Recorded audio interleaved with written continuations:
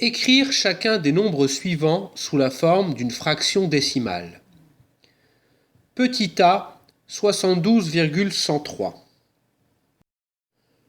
Dans ce nombre, nous constatons que le dernier chiffre à droite, situé dans la partie décimale, occupe le rang des millièmes, c'est-à-dire le troisième rang après la virgule. Ainsi, nous en déduisons que le dénominateur de la fraction décimale sera 1000. On peut aussi se dire que comme l'écriture décimale du nombre comporte 3 chiffres après la virgule, au dénominateur, je mets 1 suivi de 3 zéros, ce qui forme le nombre 1000. Ensuite, il suffit de recopier au numérateur l'écriture décimale du nombre, ici, sans la virgule, c'est-à-dire 72 103.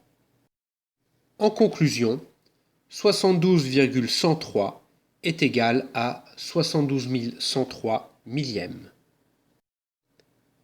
Petit b, 0,57.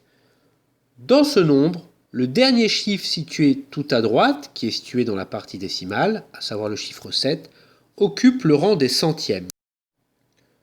Autrement dit, il occupe le deuxième rang après la virgule. Cela signifie que le dénominateur de la fraction décimale égale à 0,57 sera 100. On peut se dire aussi que comme 57 est constitué de deux chiffres dans la partie décimale de 0,57, au dénominateur de la fraction décimale qui lui correspond, je mets 1 suivi de 2 zéros. Il suffit alors de placer au numérateur le nombre 0,57 sans sa virgule, c'est-à-dire 57. Au final, la fraction décimale égale à 0,57 est 57 centièmes.